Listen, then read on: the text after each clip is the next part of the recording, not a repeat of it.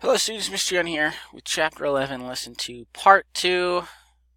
I basically call this lesson The Punic Wars. Let's talk about it. So Rome is an up-and-coming power within the Mediterranean. But there was another civilization in town in North Africa, Carthage. And they were up-and-coming too. So that basically means there's two big kids on the block, two toughest kids on the block, and they're going to end up clashing with each other over control of the money-making machine that is Mediterranean trade dominance, basically.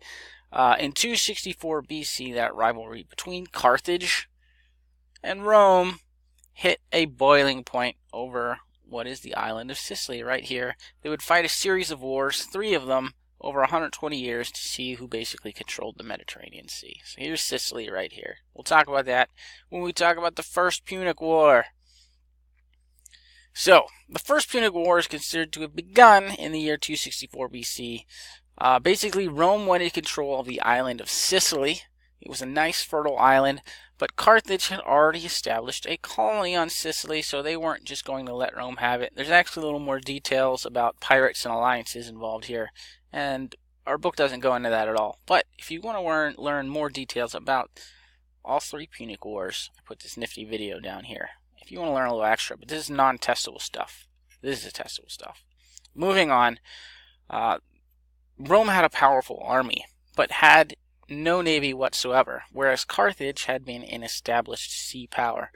So now they're fighting over an island. Rome had to scratch build its own navy. How did they do this? They basically copied the Carthage navy design for what their triremes and quadriremes, they called them, their ships. But the Romans put a movable, sort of like a bridge on it. You call it a movable bridge. A movable bridge. So, and then they could board the other ships with their soldiers. In this way, they were able to use their awesome army on the seas. And that's a pretty good idea. Rome and Carthage, Rome with its new navy, fought over Sicily for 20 years when finally the Roman navy soundly defeated Carthage in 241 BC. Carthage had to surrender Sicily to Rome.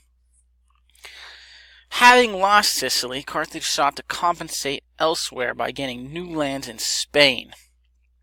Rome didn't really like Carthage having its business in Spain so close to the Italian peninsula and encouraged the Spanish people there to rebel. In response, Carthage sent its most capable general, Hannibal, to attack the city of Rome itself.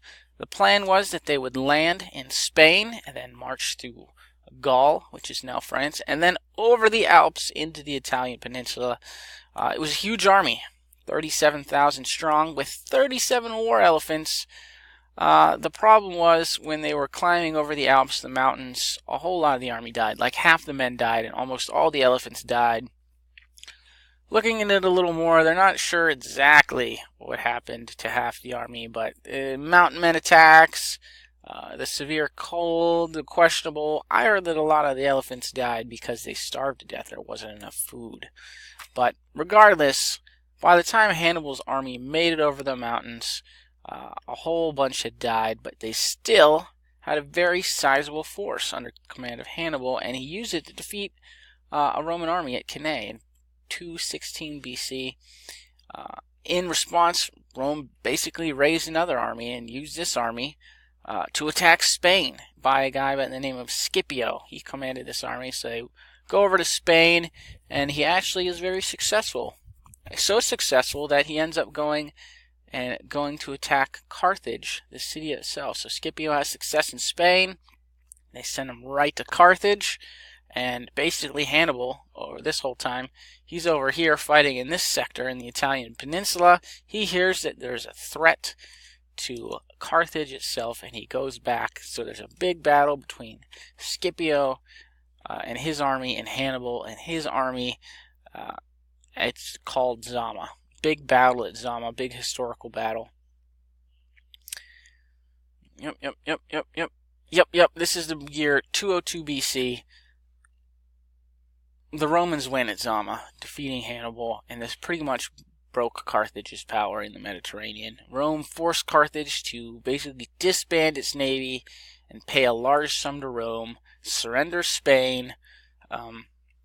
Pretty much this really crushed Carthage and their little empire, which had spread from Spain, much of North Africa, and it had included these islands, was now pretty much this small kingdom right here, right around Zama and Carthage itself. And that wasn't good. In 140s BC, Rome pretty much was steamrolling the world, but they still considered Carthage a bit of a threat, so they finally knocked them out for good in 146 BC in the Third Punic War. It's that same decade where they were conquering Greece, and a mere 20 years later, Rome would be slicing up their own little bits of Asia. So basically, Carthage is mostly defeated. They have nothing left but a land army, and just to basically destroy the threat once and for good, Rome goes and attacks Carthage and destroys the city. So sort of the nail in the coffin for Carthage, if you will, the final battle. The urban combat was apparently very brutal when the Romans made it over the walls of Carthage.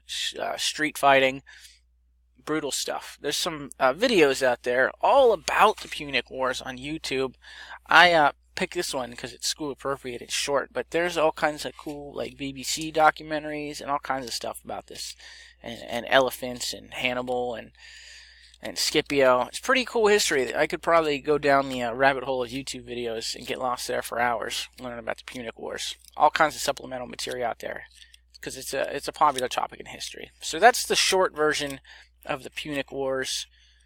Real simple quiz here. Oh, it's actually not a quiz. It's an assignment.